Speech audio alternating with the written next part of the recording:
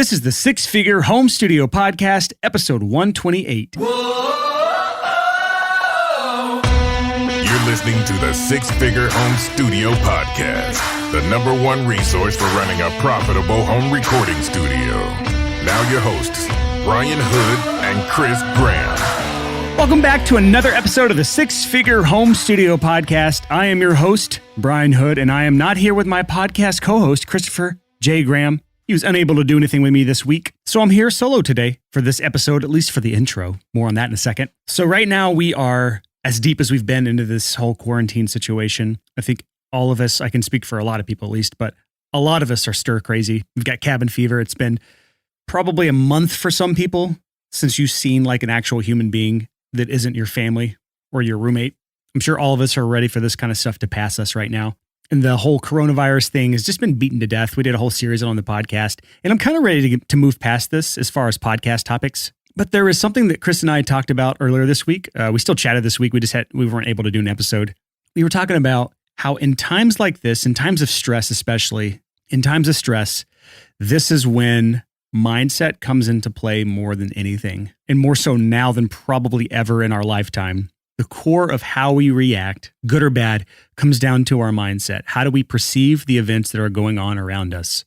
Because this is one of the few times in human history, and definitely probably the only time in our lifetime, that the entire world, just about all of humanity, is going through the same struggle right now. But not everyone is reacting the same way. We have people who are joining militias here in America, who are protesting the stay-at-home orders. We have people who are absolutely paranoid for good or bad reason. We have people who are business as usual. Their life hasn't changed much, surprisingly. We have people that are spotting opportunities and taking advantage of them, both in good or bad ways, in ethical and unethical ways.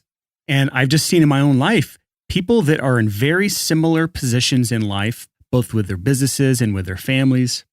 And yet I see them taking two completely opposite approaches to this situation. One, an absolute train wreck, detrimental in my opinion, and one extremely positive approach to everything in life, both business and family. And I believe it all comes down to the mindset behind the individuals that are in these situations. And if you go look at the home studio business hierarchy for a second, and if you go to our show notes at the sixfigurehomestudio.com/128, it's /128, there will be an image near the top, somewhere in there, of the home studio business hierarchy. This is essentially the hierarchy of needs for businesses, at least audio businesses. The very bottom, the very foundational part of this is mindset and psychology. And that is because nothing else matters in life and business if our mindset, the way we perceive things, the way we react to things, our mindset influences all of this. And I know it sounds like woo-woo, Eastern medicine, yoga hippie nonsense, but it is not. I see people in very similar life positions. Their circumstances are the same, but their reactions are wildly different. And it all comes down to mindset. So I wanted to go back to an episode series we did back on episode 96 and 97, where we talked about toxic mindsets that we have to eliminate if we want success, and positive mindsets that we have to nurture if we want success. And I edited it down to the parts of those two episodes that I thought were most relevant to what we're going through right now in this COVID crisis, the quarantine, where for some people, everything seems to be falling apart. And it is times like this that our mindset is most at risk. So this episode is as relevant now as it has ever been. So without further delay, here is my conversation with Chris, covering some of the negative mindsets that we need to think about and eliminate if we want to make it through this crisis. We're going really deep into this topic because we're going to have a two-part series on this. Before I even tell you what this is, I just want to paint the picture of how important this is. This is more important than your portfolio. This is more important than your website. This is more important than your follow-up emails. This is more important than Facebook retargeting. This is more important than paid advertising. This is more important than your audio skills. Yeah, this is more important than all of that. That is how important this is. And this thing that we're talking about is your mindset. Before you turn it off, let me explain why this is so important to you. This is the least sexy subject, but this is why I see anyone who fails, I'd say 80% of the time, if I have a conversation with them and we dig into it, and Chris, you probably have a better idea of this because you do one-on-one coaching, I can trace it back to mindset. Totally. Well, and to hop in there on the coaching thing, when I started doing the business coaching thing, I thought I'd be like, oh, I'll just be talking about tactical stuff, like how to build systems, how to do this marketing thing, da. And I've been blown away that virtually every coaching call I've done has primarily revolved around mindset. Yes. The number one topic I talk about on a coaching call is addressing a mindset issue. Yeah. So if you go to the sixfigurehomestudio.com, that's literally it. There's no other URL, sixfigurehomestudio.com, and you scroll to the bottom, you will see something where I'm talking about the home studio business hierarchy.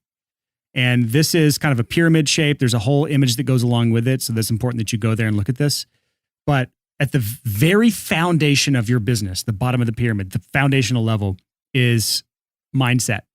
Like this is the thing that everything else stacks on top of. And if you have a shitty foundation, AKA a shitty mindset, it is nearly impossible to build a stable, sustainable business on top of that shitty foundation. That is why it is infinitely more important than anything else that we talked about, because you can have a perfect website, a perfect funnel, you can have perfect sales copy, you can have a perfect lead magnet or a perfect pricing, you can have perfect follow-up and perfect paid advertising. You can have all these things in place in a perfect way, and your business can still fail because of a shitty mindset. And there are several different mindsets, negative mindsets that we're going to cover today.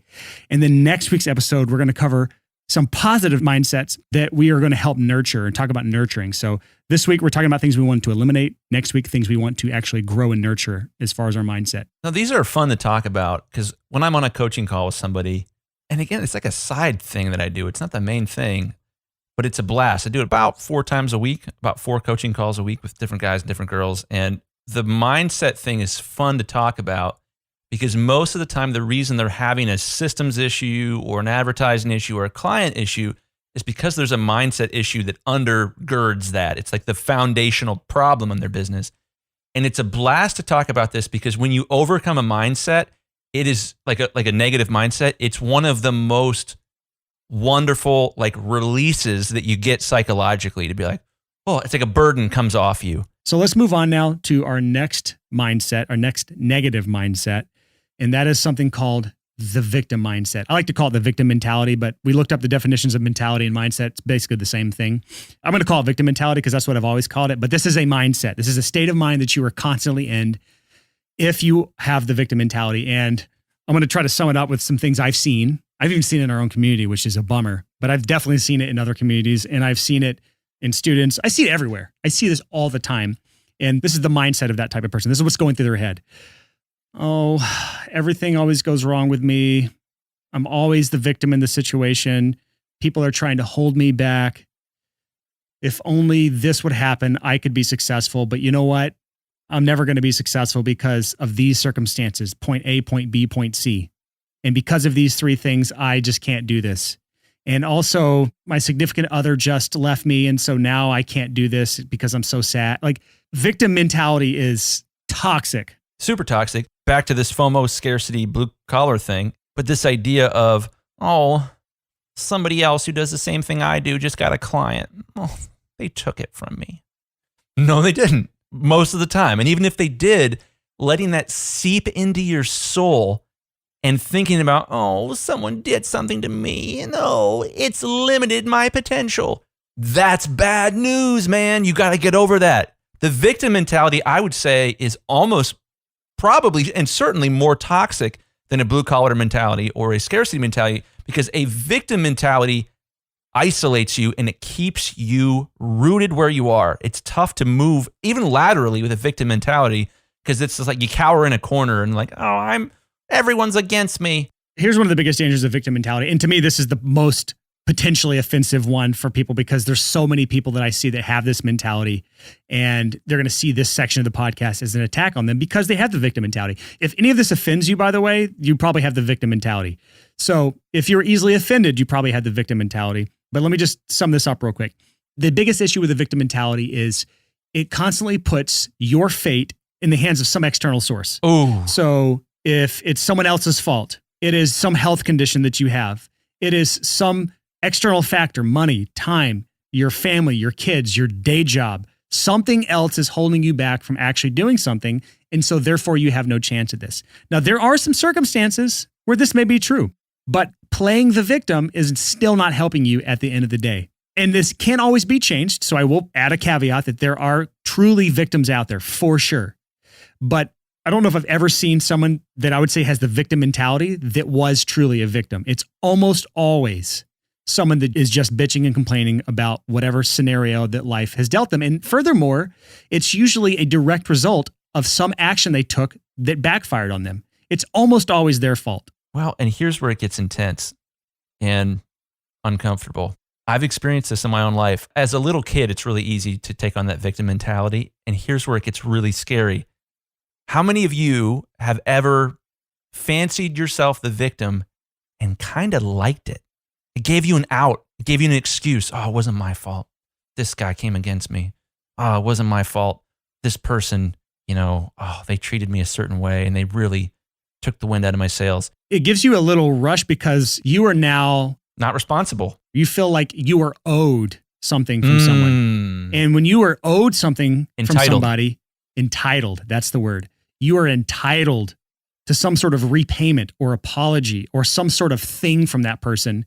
That makes you feel good. Yeah. Here's where it gets really scary. When your soul is infected when this happens, is that you feel like a victim and then you feel justified in doing something unethical. Oof. We're calling out like the nasty shit here, but when you feel like a victim and you're like, well, they stole from me, so it's okay that I steal this when no one's looking.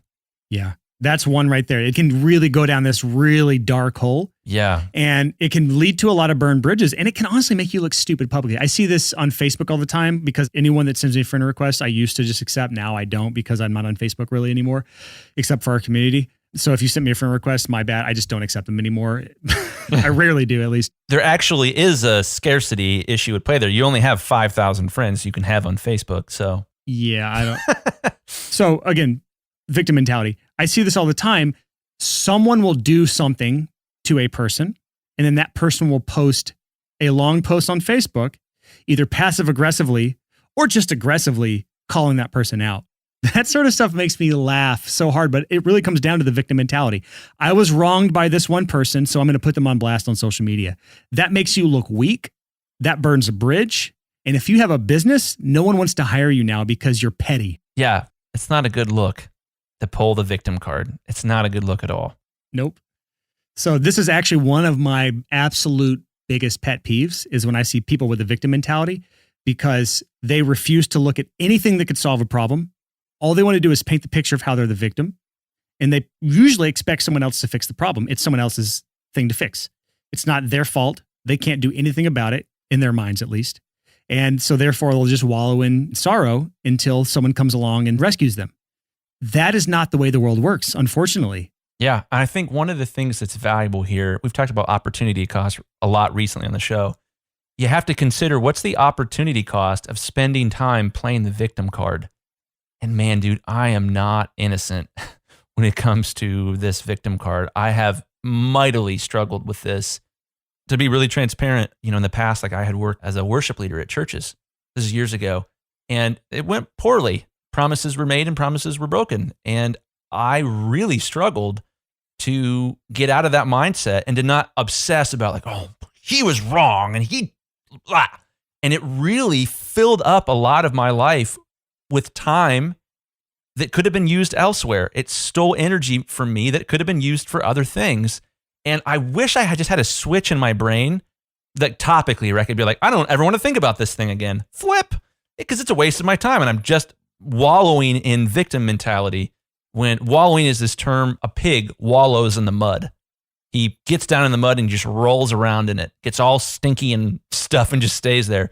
Don't wallow in a victim mentality. And I'm preaching to myself from much more recently than 16 years ago. Yeah. And this is also, even if you truly are the victim of someone else, you still can't let them live rent-free in your head. Oh. When you just wallow in what someone has done to you, you're now letting them affect you after the fact. no matter what they did to you, they still are affecting you after the fact because you can't let it go.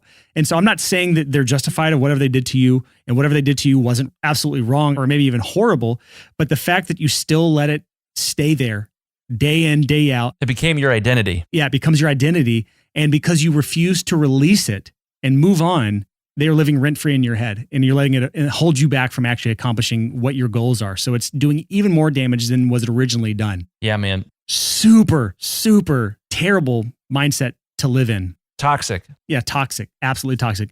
When we live in a world where a paraplegic who, I don't know what happened, I don't know how he lost the use of his legs, whether he's born or some crazy accident, but it's easy to, if you have a hand dealt to you like that, you can play the victim your entire life, or you can do what Scott Dolan did from Australia, and he summited Mount Everest in a wheelchair. That is someone who did not let victim mentality hold him back his entire life. And when I see people like that, I can't let some insignificant thing hold me back either. I see people with way less than that let victim mentality keep them from succeeding. I love that. So hats off to you, Mr. You get the six-figure home studio salute to Scott Dolan. Speaking of Dolan, that reminds me of a friend of ours, Emily Drums. Emily Dolan Davies. I just mastered a song for her dad, and it's going to be in Peppa Pig next year. Nice. Pretty So sweet, Emily, huh? our community member, she was actually the first person to join the Profitable Producer course. Fun fact. And a freaking great interview. That episode with her was awesome. Yeah, she's back in episode 22, where she talks about how she got hundreds of clients by combining two passions to create her niche. Her dad's the creator of Peppa Pig. Yeah. Fun fact. Super fun. Yeah. He's been labeled as subversive in China because Peppa Pig is incompatible with communism, which is super cool. I would love to be like banned in China. Seriously. The Six Figure Home Studio podcast banned in China. Oh my gosh. Is our podcast legal in China? I don't know how you check that stuff. If you're in China and are listening to our podcast and breaking the law, please let us know, because that would make us feel good. I have a student who's from China, or he's in China now. He's from Atlanta. So I'll ask him if he can access our podcast over there. I would doubt it. I'm not going to say a name for obvious reasons. Let's move on to our next negative mindset that needs to be eliminated. That is the fear mindset. This fear mindset is an intense one. We were talking about this idea before we recorded the episode, and the way we summed it up was a fear mindset is always playing defense and never playing offense, or playing too much defense and not enough offense. We would bring that home for the recording studio world by saying, if you're constantly obsessed that no one steals your ideas or that no one steals your clients, instead of going out and collaborating with people and creating new ideas and finding new clients, that's a problem. I've had people that want to bring an idea to me from their business and just chat about it and like get my input on something they haven't even created yet. And they ask me to sign an NDA. And for those who don't know, it's a non-disclosure agreement. It's like a legally binding document that says I will not steal their idea or tell anyone about their idea. There is so few instances of anyone ever stealing an idea to where like there's no need for this sort of stuff. And what ends up happening is people do all of these weird things like make you sign an NDA, and they have this, it's a scarcity mindset really, but it's this fear thing holding them back from actually moving forward because they're trying to play defense all the time. One of the great ways to look at the fear mindset is this defense versus offense idea. And to make it really crystal clear, the opportunity cost of playing defense is that you aren't playing offense. Offense is the way to go. There's a great saying that if your ideas are good, you'll have to shove them down people's throats. This idea is that there's so many more ideas than there are executed ideas on earth. Calm down. That's why I laugh anytime someone asks me to sign an NDA. I'm like, your idea is not that special. I'm so sorry. It's all about execution. Ideas are nothing. Ideas are a dime a dozen, but executing on that idea, that's what creates a successful business. And that's why I laugh at the NDA thing. But anyways, move on. A victim mentality is not being able to get over the fact that someone took something from you or did something to you. A fear mentality is not being able to deal with the possibility that somebody might do something yucky to you in the future. Yeah, so if you're the type of person that has binged every one of our episodes and still hasn't taken steps to building your studio or leaving your day job or doing something scary, fear mentality is holding you back. Steve, driving in your Honda Civic from 1991.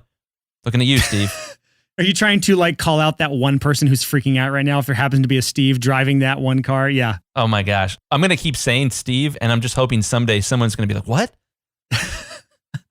That was actually happening to me. They're going to get offended because they're like, whoa, to throw me under the bus, dude. Like, but again, if you have a fear mentality issue, then you let it hold you back from ever taking an opportunity. It's like the guy who refuses to ask the girl out his entire life and gets friend zoned. Instead of getting past the fear and facing rejection, you would rather have a life of not having ever known if you could have made that work. Instead, you just avoided it your entire life. Well, this comes back in a heavy way to, we talk about funnels on this podcast all the time. This idea that if you want to have a successful business, you need to have way more people that are leads than are customers. If you want 10 customers, you probably need 100 or more leads. Fear keeps people from doing this essential thing to grow any business in any industry, because if you are afraid of rejection, you will never put yourself in a position to take any risk to potentially land a customer if it involves a potential rejection.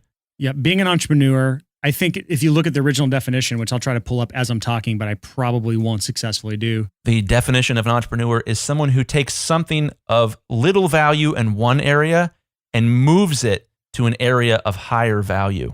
Sure, that's maybe part of it. That's creating value. But here's the definition on Google. A person who organizes and operates a business or businesses taking on greater than normal financial risk in order to do so. See, I totally disagree with that definition.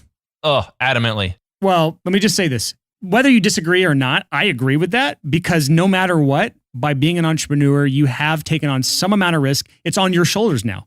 You are the captain of your ship instead of the CEO. You're not just collecting paychecks. And we argued about this on episode 1 of the podcast, where we talk about, like, if you have a day job, you have one source of income. If you have a recording studio, you have hundreds of sources of income.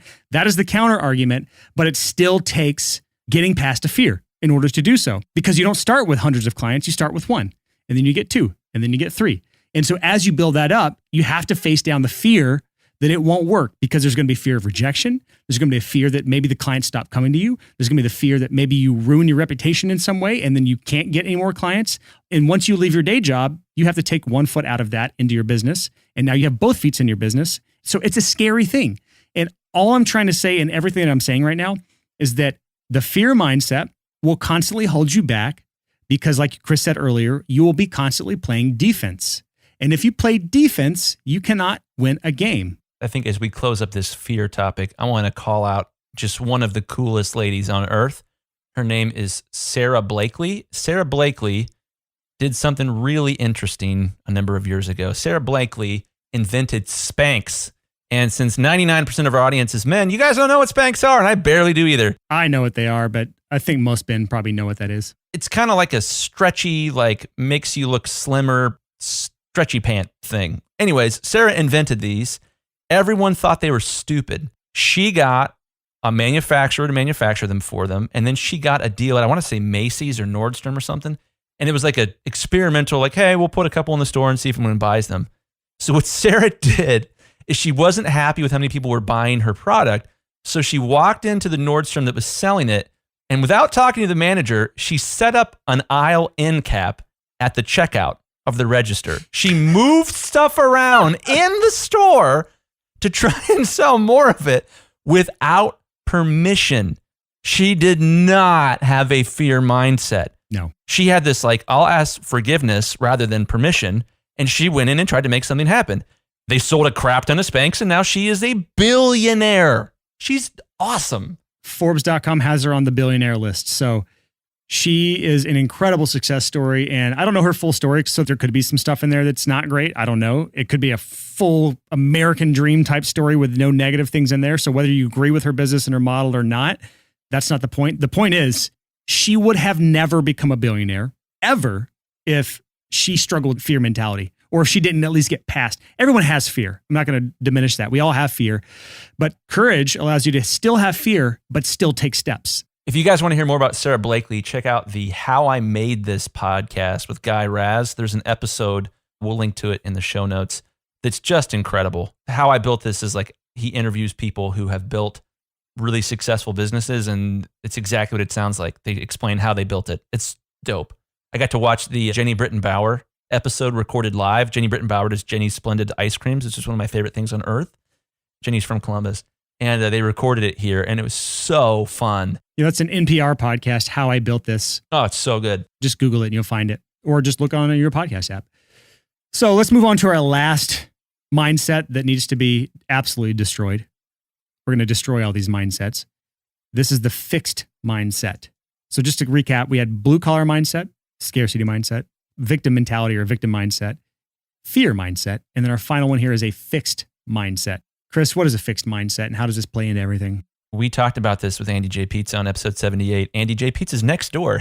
Yeah, he shares an office with Andy, just if everyone's listening and doesn't know what the hell that even means. Yeah, I've got my studio in the house and I've got an office down the street. It's fantastic, and it lets me separate a place to work on my business from the dojo that is the mastering studio. Yes. Anyways, Andy talked about fixed mindset, and fixed mindset is this idea.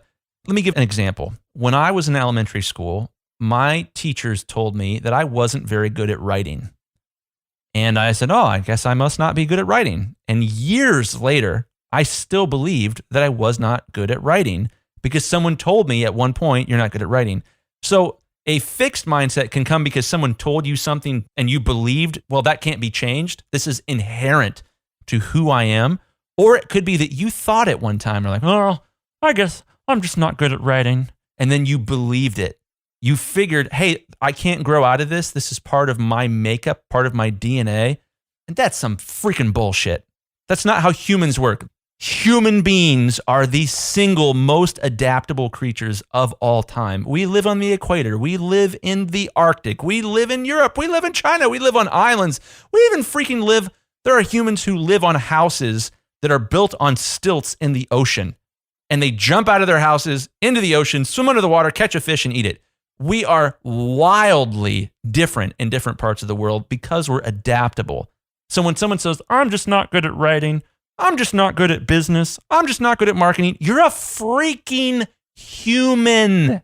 Humans adapt. It is literally what we do. Fish swim, birds fly, humans adapt. Yeah, that's a great rant right there. You even got me encouraged. If there's something in your life that you feel like you're bad at, it's because you haven't worked on it. You haven't put in the work. You haven't put in the effort yet.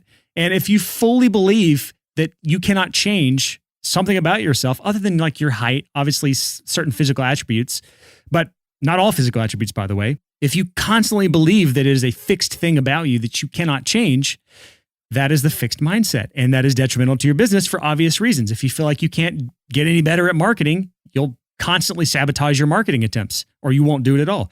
If you feel like you can't improve your ability to talk to people, your social skills are bad, you will constantly sabotage any ability to connect with people in a one-to-one basis or in a group basis. It's really hard to run a studio without social skills, by the way. So if that's one of the things you have a fixed mindset on is, I'm just an awkward person, I'm just shy, I can't get past it.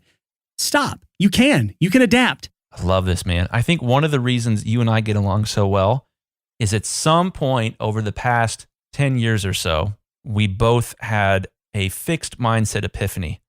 And we learned that we could change and that we could grow and that we could self-educate. I think for both of us, it had a lot to do with reading. I picked up 4-Hour Workweek and was like, oh, okay, good things in books. Interesting. I'm going to make more money because I read this and I'm going to learn these new skills. One of the reasons you should read, one of the reasons you should listen to podcasts, one of the reasons you should know a little bit about human history is that humans adapt. You can see, wow, a lot of people, he was terrible at this, and now he's amazing at this. How did that even freaking happen? Humans are amazing if they don't have a fixed mindset. Through my 4 years in high school, I had a 1.9 GPA. I had a 1.8 freshman year. Oh, nice. How did that average out for the whole 4 years, though? 2.7, probably 2.8. Okay, it's not bad. I had a 1.9 GPA. I was not popular. I was this weird metal kid in a preppy school. And I had a Southern accent, just like everyone else in my school. You would not think that I would be a co-host on a podcast that has thousands of listeners. And I shoot videos and I talk to people. And I'm like a person that likes to talk. I love to be on camera. He's a public figure. You could say that. And I've built my own businesses. And I've done a lot of work and learned a lot of things. All my teachers back then actually did what most schools don't do. And they said, Brian, you get bad grades, but you're a smart boy if you would just apply yourself. If I wouldn't have listened to that sort of thing my entire, because my parents were great about fostering me and not having a fixed mindset, but a lot of parents, a lot of schools, a lot of different people, depends on who you're surrounded with in your life, a lot of different people will absolutely foster a fixed mindset. And they will tell you that this is just what God made you like. This is just the cards you've been dealt, and you're going to have to learn to live with it. If that's what you're told your whole life, it's really hard to get past this fixed mindset. So I really have a lot of empathy for people who grew up and had a similar story to mine, but a different outcome because they were stuck in this, I'm always going to have a 1.9. I'm not going to go to college. I'm going to go to trade school. I'm going to get a blue collar job, and I'm going to just work for my living every day, trading dollars for hours. If that's you, absolutely, I understand why you're there, but just know that that is not how it has to be because you do not have fixed skills, especially in business, Everything you can adapt in every single thing related to business, every single shortcoming you have can be overcome if you're willing to put in the work. But before you even put in the work, you have to have the mindset that it can work. Because if you don't think it can work, you will sabotage yourself before you ever get any meaningful result. Preach. Freaking love this, man. Yeah. So think about that, guys. And girls. Fish fly. I messed it up. Fish fly. Wow. Birds fly, fish swim, humans adapt. So whether you're thinking, well, I don't know, I'm just not a very good reader, that's a fixed mindset. Also, you can listen to Audible. I was about to say, usually there's a workaround too. Here's the thing also with fixed mindset is sometimes it's better to find a workaround than to fix the problem. Sometimes. And that's one of the things that's so cool when you start to read history is you learn about people who had an issue and who worked around it. And I was debating whether to share this or not. I'm not a doctor, nor do I play one on a podcast, but I was diagnosed with ADD at a young age, and I was medicated. Same. They tried to put me on Ritalin in 3rd grade. And I hated, personal decision, I hated being on medication. I hated it because it made me someone I was not. It normalized me to act like all the other kids. I felt that it made me less creative. One of the things about having an issue, and we talked about a paraplegic, if you only have one working arm, let's say only your right arm works, I'm never going to be willing to arm wrestle you because your right arm, your one right arm will freaking demolish my wimpy right arm because I got 2 arms and I use them about 50% of the time. And the thing about the fixed mindset that's so interesting is if you can find ways to work around, let's say you do have some serious issues like a learning disability or even a physical disability, you can develop superhero powers in other areas when you're forced to use those in other ways. And that's one of the ways that people grow and become amazing individuals is because something weird happened to them that made them different, that made their experience different. I don't know if you guys know this, but as far as back to American presidents, a ridiculously high of American presidents had a parent die at a young age. Ridiculously high. It's multiples beyond what's normal in our society. And what happened to these guys, hopefully girls someday soon, what happened to them was a terrible thing happened to them. They worked through it and they developed superhero abilities. Like Batman. To work. Exactly, Batman. Lost both parents. And they began to serve other people and developed skills that nobody else had and coping mechanisms that nobody else had. And I would definitely say the same is true for me, though in a much smaller regard, in that my ADD is much to my benefit now. It's a superhero ability, and I can think in weird, creative, disparate ways and pull bizarre ideas out of my bum that I wouldn't be able to do if I didn't have ADD. I'm so thankful for my disability. So one final story of this fixed mindset, and honestly, this story kind of goes hand in hand with fixed mindset and victim mentality. The team leader for one of our teams in the Accountability Accelerator Bootcamp, one of the things we do just a few times a year, one of the team leaders of that is blind, and he has a successful recording studio. And he's built a website. He's got like a studio. I don't even know how it all works, how he does everything. He does like a screen reader of some sort. Like I would love to actually pick his brain on how he makes everything work. The key is, first of all, he probably has better hearing than any of us because of the adaptability factor. When you don't have sight, your other senses are enhanced, but at least to some degree, like you have to listen for things more closely than someone with vision. But second of all, like he has worked around all of those things to make it work for him. He didn't just say, I am blind, so I can't do anything that requires seeing a screen. And half of the things we do every day requires us seeing a screen, and yet he still makes this work. So that's just one of the things that I like to think about when you have some sort of thing holding you back from being as good as someone else. No, you can just find a workaround. Love it, man. So as we kind of wrap up this episode, I want to share one story about my kids. Kids are amazing to watch because they're a purer version of our own psychology. They've got a little less baggage. It's a little easier to tell what's going on upstairs. And particularly my daughter, Honora, who has a huge crush on Brian. Brian's like her favorite person. She's adorable. She's so cute. And Honora is interesting. She's 3. She's a girl, obviously. Sometimes Honora starts to be what we would call yucky to herself. And my other kids have gone through phases like this as well, where something will happen to them and they'll run into the room and then you can hear them self-talking. They were mean to me. Oh, they took it from me. Oh. You know, like you can hear them whining and talking to themselves in the background. And we try to be really sensitive that when we hear this, that we try to address it. We go into the room and I say, Honora, I love you. And nobody is yucky to my Honora, especially you. This idea of she's being yucky to herself, that's against the rules in the Graham household. When it comes to these negative mindsets, especially I would say the victim mentality, the fear mentality, and this fixed mentality, stop being yucky to yourself, man. Stop giving yourself this weird self-talk thing where you say, this happened to me and it sucks. Yeah, this did happen to me and it does suck. Where you start to agree with yourself, where more than one person starts to be home. It's a feedback loop. Yeah, you get this weird feedback loop where you start to agree with yourself on these negative things. Watch out for that. That's super dangerous. That's super toxic. And you are an adaptable human and you can overcome it and turn that into a superhero power. Fish swim, birds fly, humans adapt. Love you guys. Have a good day. Bye. We'll see you next week. Hi, bye. See you tomorrow. So that's it for the first half of this episode. Those are the mindsets that I think right now are flaring up inside of us that are trying to come out. How we react to things, how we perceive things. Those are the things that are making us want to just simply give up on our businesses and throw our hands up and just blame everything on COVID right now.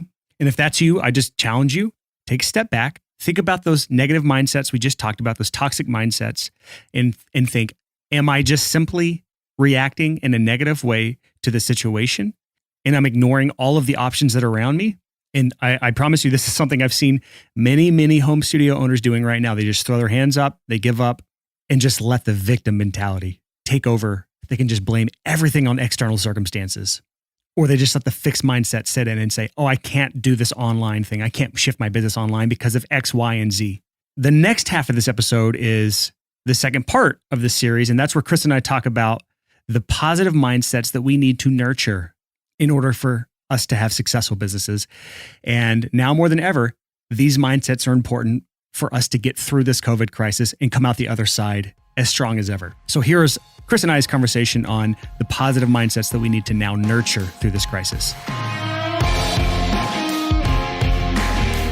So that episode last week, honestly, was probably one of the most important episodes we've done because it's all about toxic mindsets that we need to absolutely obliterate. God, a new word today. Obliterate. Not even going to say obliterate ever again.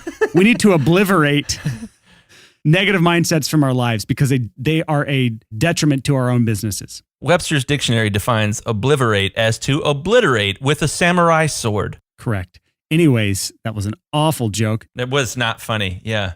Okay. Anyways, we're going to move on and pretend that didn't actually happen. We're not going to edit that out either. And people are going to realize how bad your dad jokes actually are. Whether you're laughing at me or with me, I don't care. So last week we talked about that. This week we're going to talk about positive mindsets that we need to nurture in order to accelerate the growth of our businesses. Now, here's the deal with this episode. We did a little research ahead of time. We were looking up some different mindsets that we want to cover. And oh my God, the internet is full of trash around this subject. It's full of guys in suits and red ties and hair slicked back peddling you some bullshit. That's kind of a negative outlook on this. So I don't know if I maybe have a toxic mindset that I need to get over, but when I see that stuff, I cringe so hard. So we're going to try to make this as applicable to your business as possible. And we're going to try to skip all the cheesy crap surrounding positive mindset. Did you just say applicable? Yeah. Not applicable? I said applicable. Yeah. Did you put an L in there? Applicable. Okay. Good. Applicable. Applicable. It's applicable. Applicable or applicable. Actually, I don't know which way you said applicable. I think it depends on what side of the Atlantic Ocean you're from. Today on English with the Bros. So let's move on to today's episode topic, and that is nurturing positive mindsets, or here are 4 mindsets that you need to nurture in order to push your business forward. Let me launch into this, Brian. Yeah, go for it, my friend. I had a thought this morning, and I've been working on this for the last week or so. I was thinking about this for our community, about how important it is to make sure that you're doing work that grows you. And growing you, in a lot of ways, has to do with this kind of mindset, whatever. But this idea that there are things that you need to nurture in your soul and your heart that will make you a better human being. And you need to find ways to do that day in and day out so that you grow. One of my good friends is really fond of this saying that I used to be involved in this organization called Young Life. It's a big part of my life. And one of the popular sayings over in Young Life is, if you're not growing, you're dying. So it's the same for us as business owners. If you're not growing, you're dying. And that's not just from a profit standpoint, but much more so from a mindset standpoint. If you're not growing as an individual, you're dying. And it's really, really hard to build a business, let alone grow a business, if you are personally not growing all the time. And that's why this is the second part of this series, because it's really hard to grow and nurture these positive mindsets if you have those negative mindsets we talked about last week eating away at your inner thinking. And so make sure you go back to listen to episode 96, where we talk about the first part of this, which is eliminating the negative mindsets. So the first positive mindset on our list today is an abundance mindset. We talked about last week the scarcity mindset. This is the exact opposite. And this is what we need to nurture in order to have successful businesses. So Chris, you're going to give us a 45-minute answer on this, but what is an abundant mindset? All right, well, here's my story. When Allison and I were first married, we were shopping for a house, but our lease on where we were currently living was up. And we met a friend who, quote unquote, had an extra house on their property. I just got an extra house. Yeah. It was seriously like, the story was, man, like he was in high school and I was his Young Life leader. I was like his mentor. And he was like, yeah, a couple years ago, my parents' business started going really well. So they bought all the houses around our house and burned them down and built a really big house. What? It gets better. And then we picked up all our stuff one day and we walked it into the new big house, and we don't use our old house anymore. It's just sitting there empty. And I was like, whoa.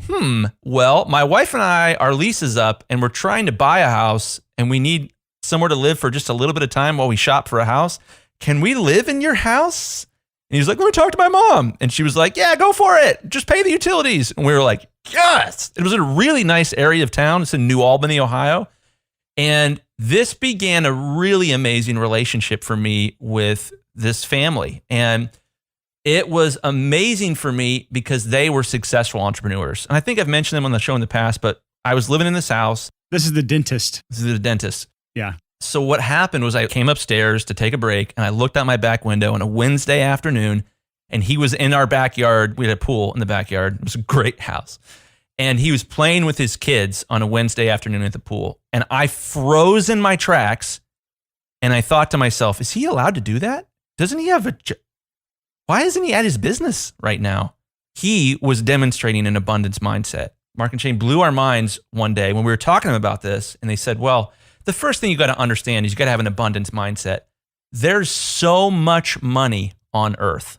There's so much. There are so many resources. And this is completely the opposite of this mentality that we talked about last week, this idea that there's a very limited amount of it. They make a lot of money. And they were sharing with us this idea that you can't look at the world as a scarce environment. It's not. At one point it was, but it ain't anymore. And it was a life-changing moment for us to think about. It's the opposite of FOMO. When he was hanging out with his kids on a Wednesday afternoon, he wasn't thinking like, oh, I'm going to miss opportunities. He was thinking, screw that. I'm going to do what will be good for me and what will be healthy for me for the long term. I'm going to go hang out with my kids at the pool on a Wednesday afternoon. He did that every Wednesday afternoon. It was freaking amazing. And that's where I learned the most about business, was in that moment of looking at Mark and being like, whoa, that's a totally different mentality than I have about my own work. So just to kind of really paint the picture here between the scarcity mindset and the abundance mindset, because these are two opposite sides of the spectrum here.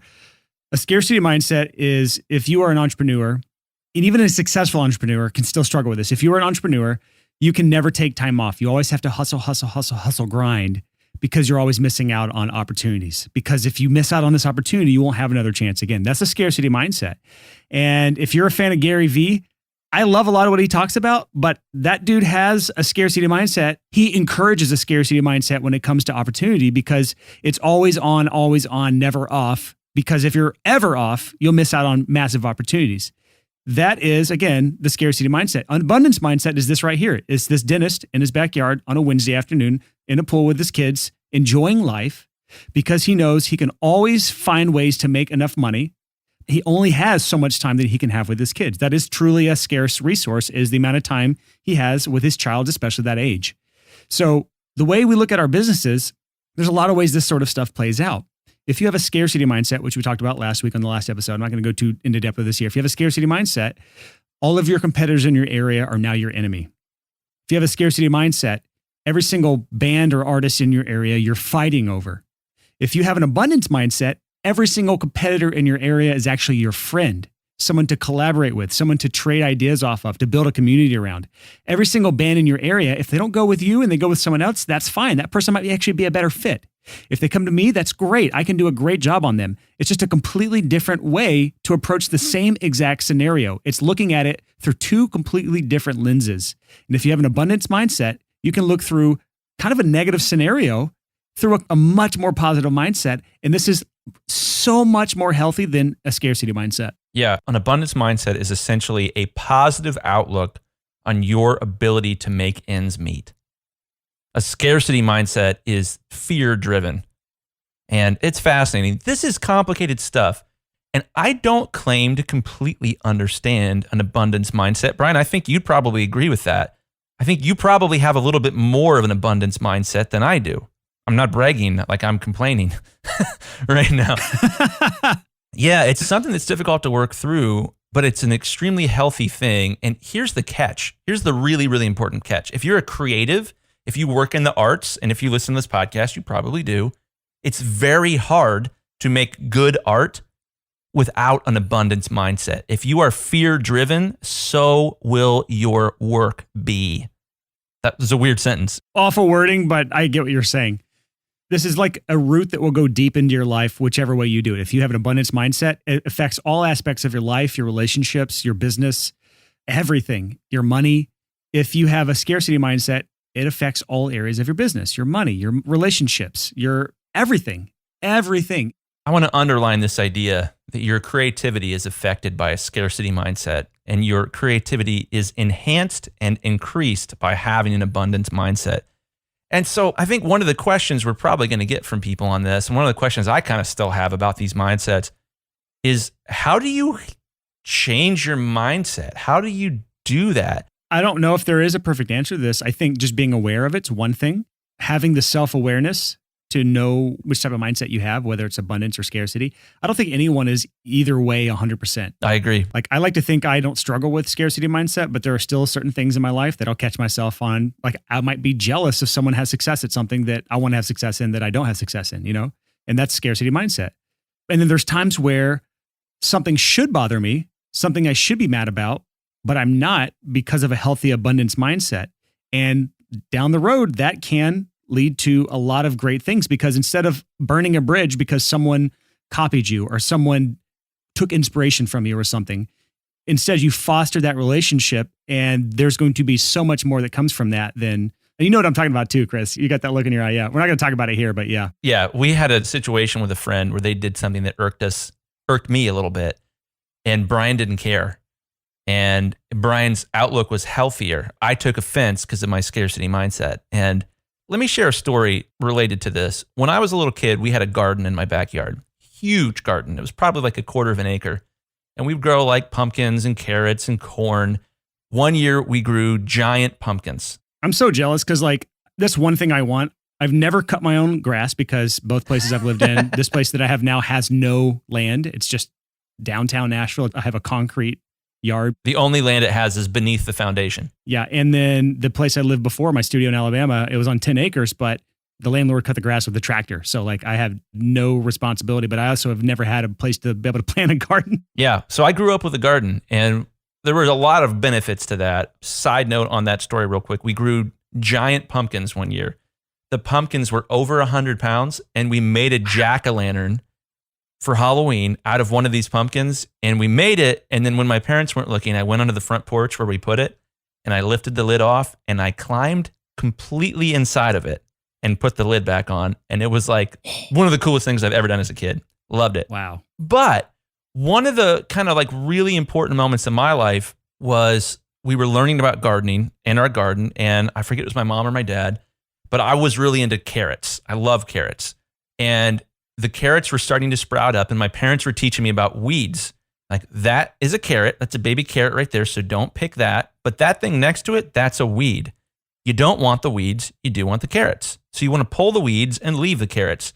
I think this mindset shift is sort of the same. When you begin to identify these different mindsets and start to recognize that one is bad, this one is good, you start to notice that in your own life and be like, oh, this happened 10 seconds ago in the podcast for me, where Brian was saying something. I was like, oh, gosh, I did have it scared. That was a weed.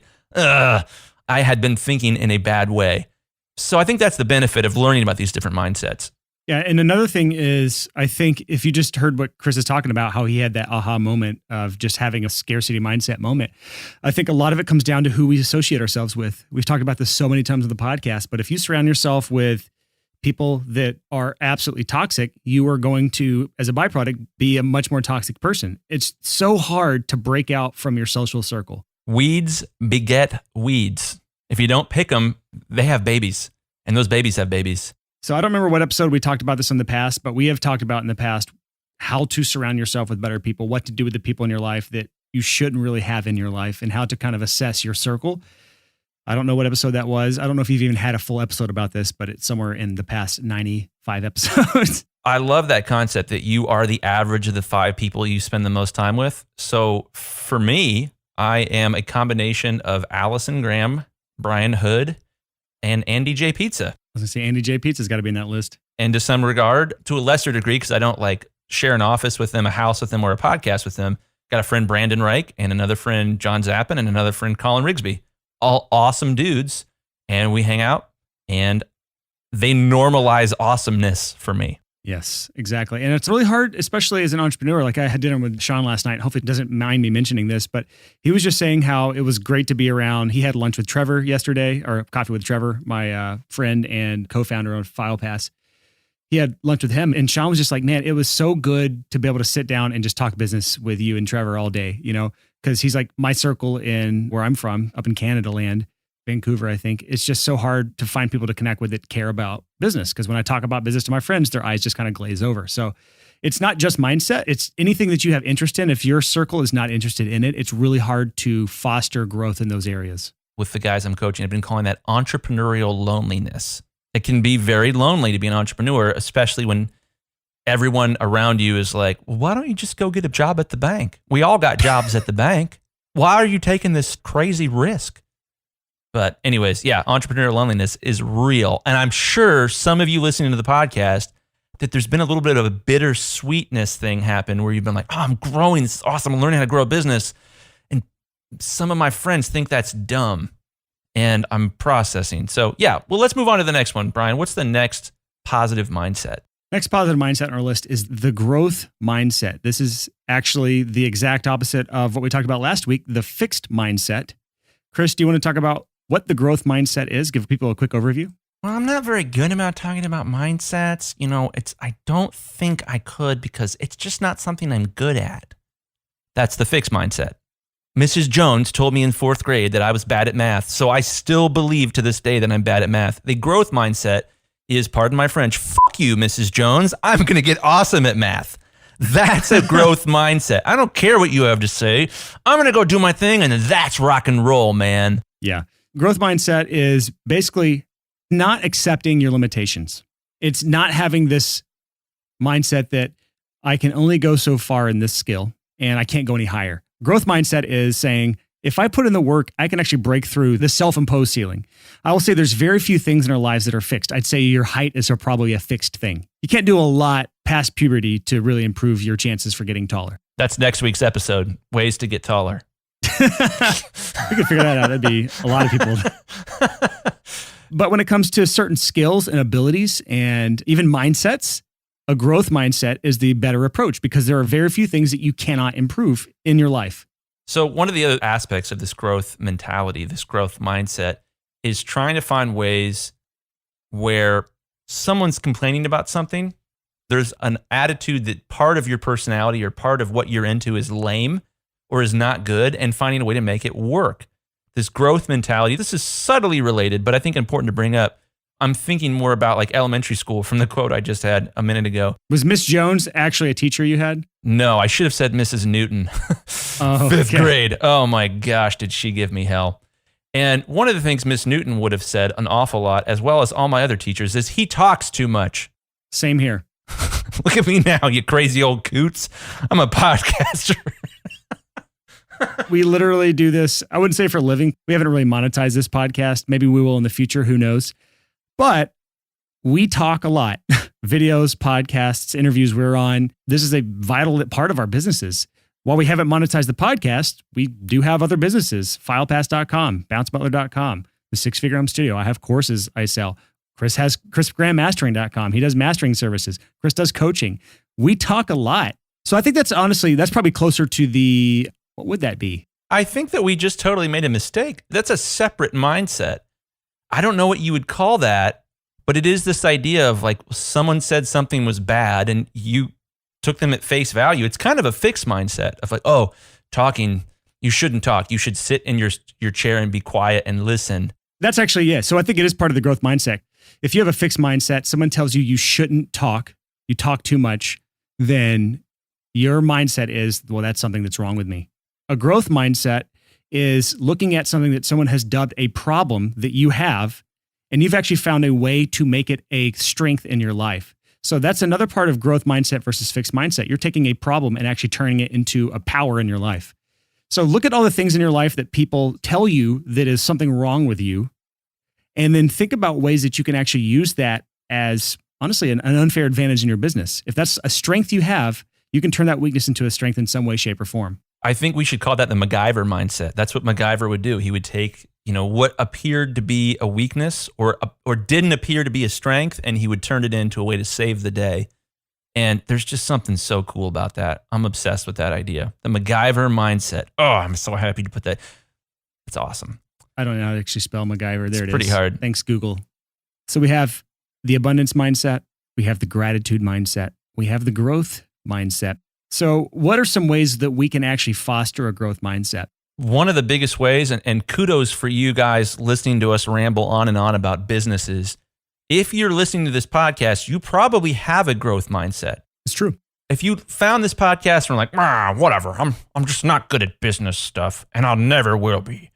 Like, you probably weren't interested in this show to start with. That's true. So I would say this is probably not the area most people struggle with. Yeah, you're listening to a self-improvement podcast, and you probably, in that regard, don't have a fixed mindset. You probably have a growth mindset. And that's massively powerful, because here's the thing. If you have a growth mindset, you heard like your school teachers talk about like, you're special. You can do whatever you want if you put your mind to it. All of this is true if you have a growth mindset. If you have a growth mindset, you can do whatever you want. And you could look at people throughout history and look at their growth mindset and say, yeah, holy crap, that was the magic bean there. Perfect example is Elon Musk. He took on big banking and said, I'm going to make an internet bank. Long story short, PayPal. And everyone was like, you're crazy. That'll never work. Oh, there's too much regulation. You're not smart enough. It's not going to work. It worked a lot. And then afterwards, he was like, I really want to send rockets into outer space and eventually Mars. And everyone was like, you're crazy. And there's a great story in his biography about he was at a party reading a moldy Russian rocket book, a book about rocket science in Russian with mold on it. He was like sitting off by himself. And that's such an amazing growth mindset that Elon Musk was like, no, I'm going to make this work. I'm going to acquire the knowledge, wisdom, and skills to be awesome at this. Oh, guess what? SpaceX, #1 rocketry company in the world, and better probably than any other government in the world at sending rockets into space at this point. I want to point out two things. One, your old teacher voice sounded like Pinocchio. And two, Little fun fact, the COO of PayPal has a venture capitalist firm that just invested $2 million into Soundstripe. I read about that. Yeah, so if you go back to episode 36, where we interviewed Travis Terrell, he's the CEO of Soundstripe, and then again, Trevor, the CTO, one of the co-founders of Soundstripe, was episode 71. So kudos to them. They actually raised $6 million total, but that was just one of their investors. That same venture firm has invested in SpaceX as well. So that's some fun business to be associated with. You would think we're sponsored by Soundstripe. We're not. We're customers of Soundstripe. I actively pay yearly for Soundstripe because I use it so much. Yeah, I just re-upped like a week ago. Good stuff. Yep. And they're our friends, so we're going to spread the word about them all. You know what? Let's do a quick ad spot for Soundstripe. If you need royalty-free music, go to soundstripe.com. They have an unlimited plan. You pay monthly or yearly, a flat rate, and you have access to their full library, thousands and thousands of songs, almost all of it made right here in the heart of the Music City, Nashville. And it's fantastic. We use it all the time. So for videos, advertisements, radio, TV, all that sort of stuff, just use it. They have Tesla as customers. They have Whole Foods. They have Apple. They have a lot of big customers using it. Their music's good. And their music's good. That's the big selling point. Yeah. A lot of my friends are composers or engineers. My old personal assistant actually is an on-staff salaried engineer at Soundstripe. How many guys mixing music do you know that are on salary? Yeah. That's a good gig. Seriously. That's funny. I was talking to our friend Bryant, who's a composer. He's one of the composers, yeah. Yeah, I just set him up with Bounce Butler. Fun story. Mid-roll ad for Bounce Butler. Hey. There we go.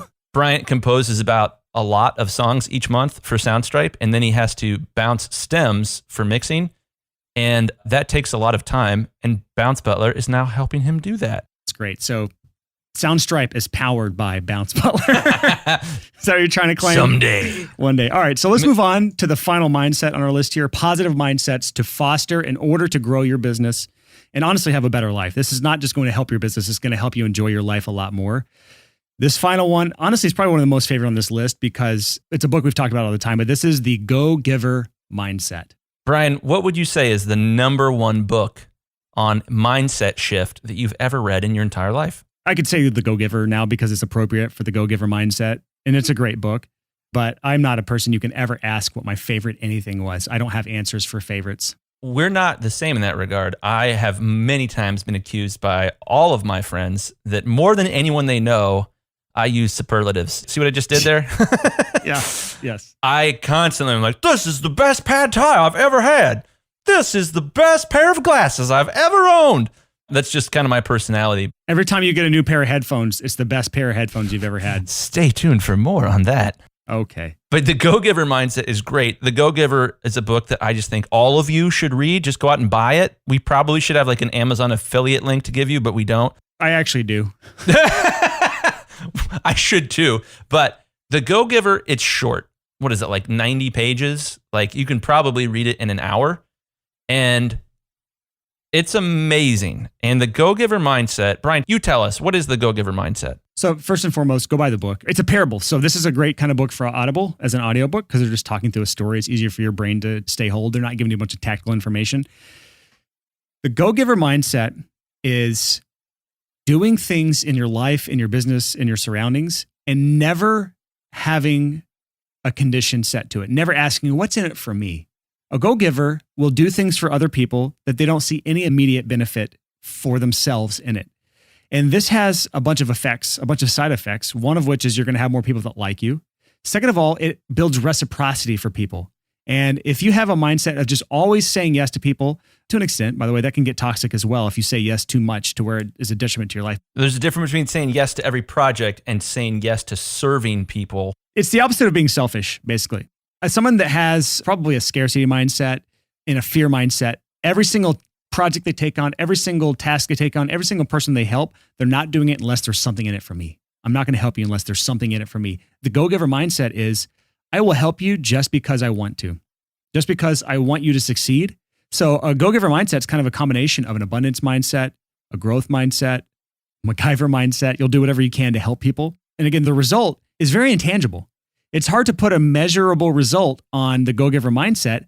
Here's what I tell people. If you have this sort of approach to life, you're going to have a 10x return on what you put in. It may not be 10x every time, but in aggregate, amongst all the things you do and all the people you help, it will be a 10x return. As long as you're not doing it for that 10x return. So it's this really weird. Has to be pure. Yeah, it's so strange. But Chris, do you have any stories or any thoughts on the go-giver mindset? Yes. And before you get into that, I want to point out that people can't see this because Chris and I are in video chat here. Chris has taken to just carrying around a baseball bat and just swinging around his office as we're talking on calls now. I like it. And it's really weird to watch. It is weird, but yeah, I have this baseball bat that was my grandpa's, and I've had it since I was like 5, and I brought it to the office, and I like walk around and swing it all day lately, and it's been really fun. Gives me something to distract my ADD with. So I can be like, hey, ADD, look, a bat. Okay, the rest of you, focus on work. And it works really well. But go-giver, see? My ADD is being diverted towards the bat. Now I can stay on focus. Stay on focus? Anyways, this book is thinner than my pinky. It's a very thin book. We've talked about it before, but my story with this book is I read an article in Business Insider that was an interview with Graham Cochran from before when I had met Graham Cochran. And Graham Cochran credited it as like the most important part of his business. And the go-giver mentality is this idea, it's basically karma. If you send good vibes out in the world, if you serve people, good things will happen to you. Which it does sound kind of stupid and hippie, but as a super logical person, I have seen this played out too many times in my own life to not believe it. Well, and here's the thing, karma is like a Buddhist thing, I think. I don't really know.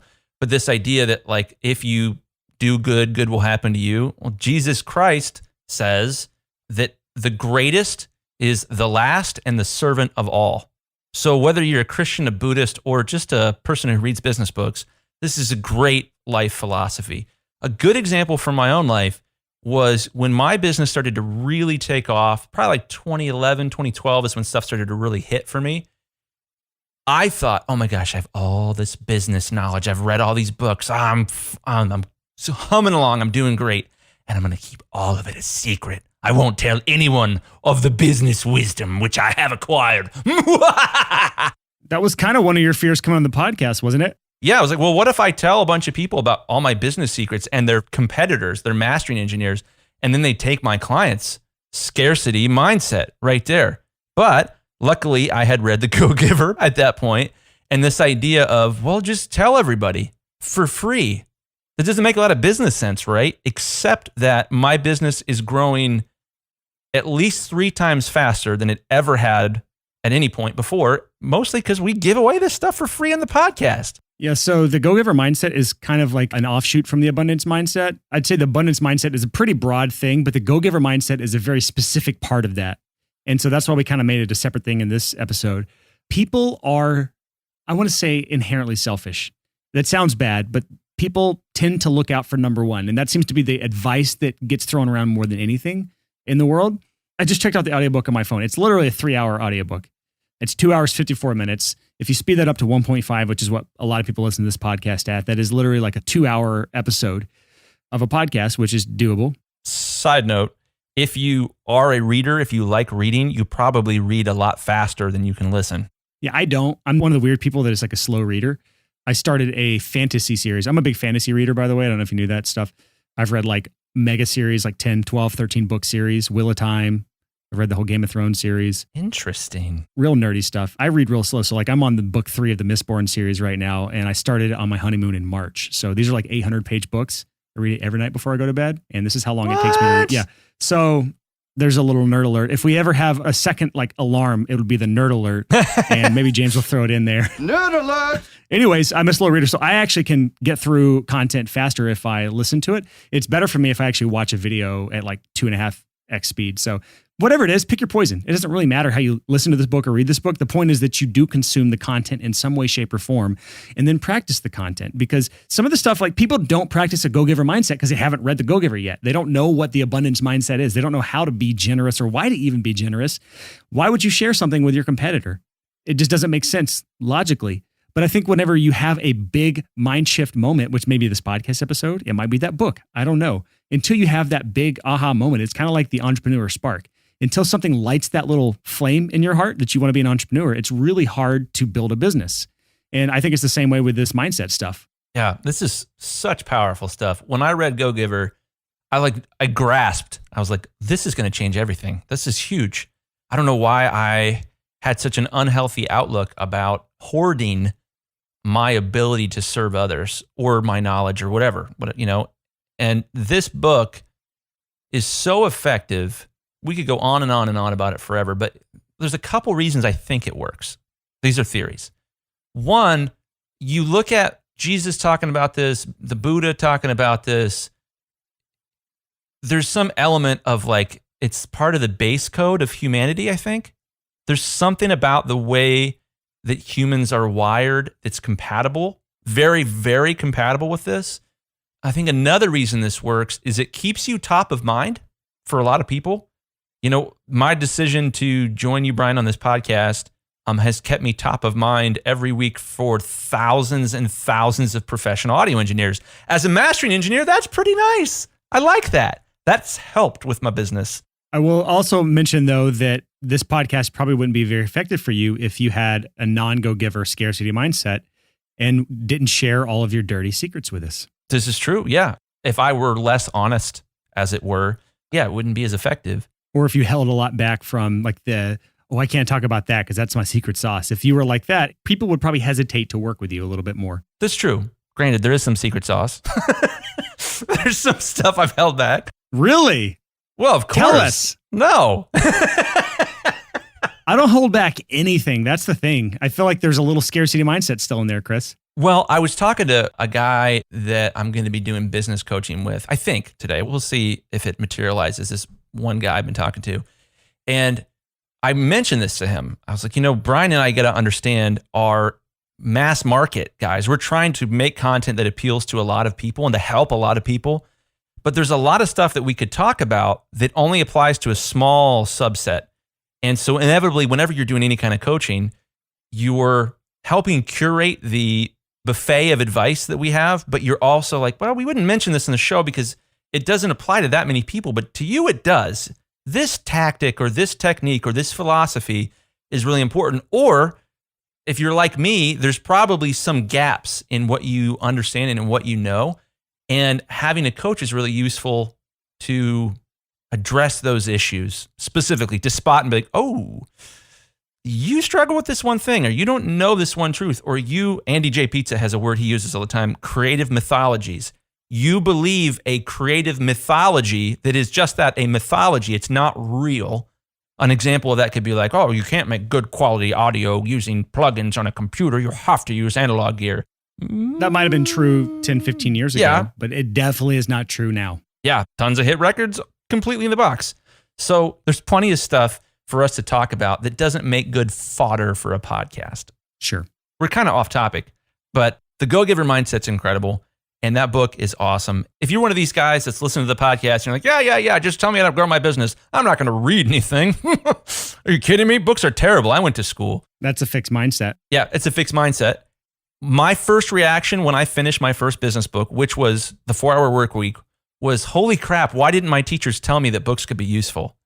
Which is hilarious because it's almost the only thing they told me, Yeah, I was the guy back in my early 20s that would brag about not having read a book since high school.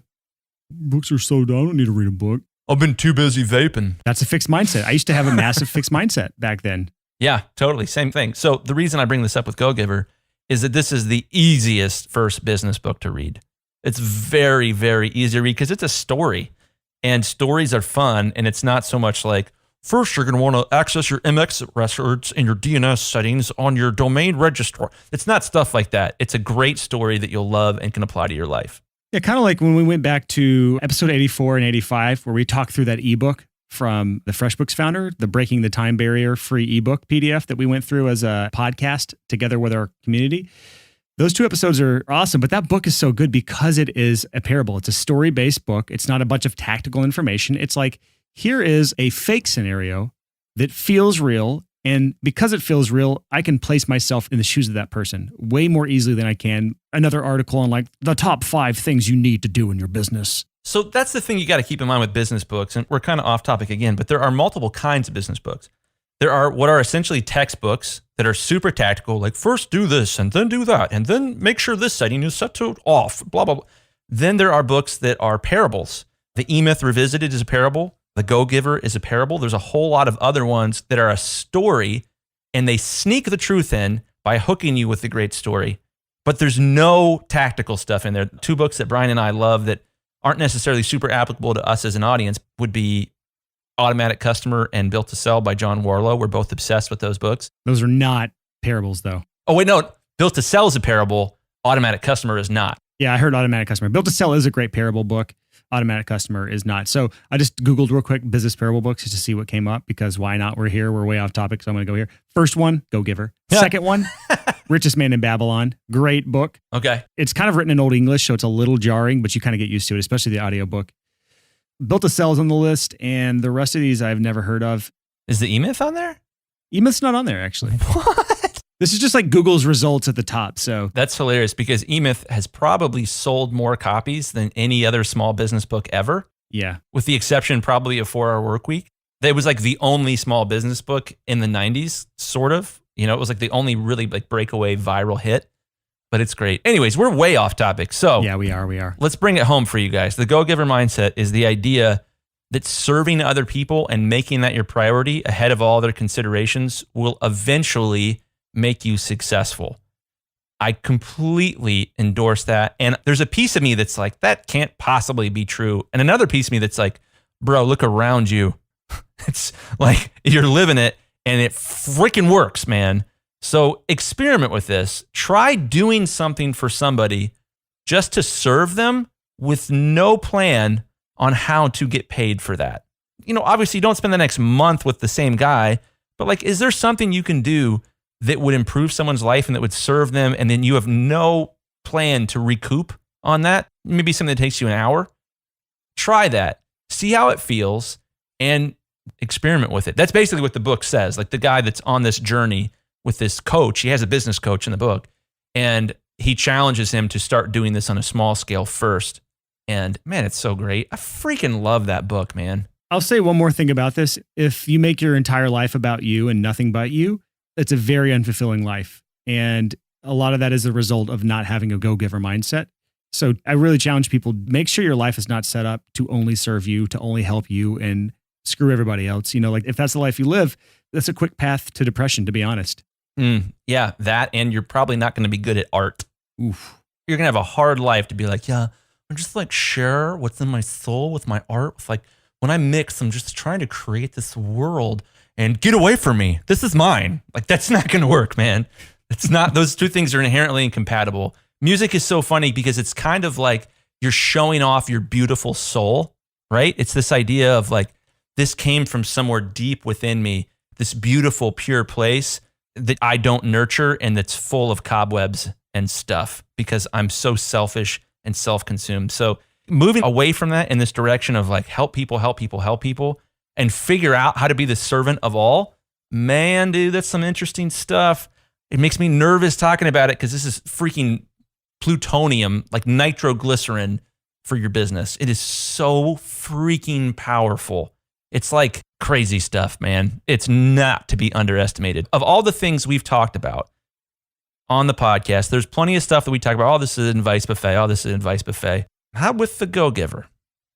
Not with the go-giver. I mean, I'm sure you can be successful in the short term by having essentially a bad attitude, by being a dick about it, but a long-term sustainable success that can scale beyond your wildest dreams generally is going to come from being a go-giver. So that is it for this episode of the Six Figure Home Studio Podcast. Tune in next week, bright and early, 6 a.m., Tuesday morning.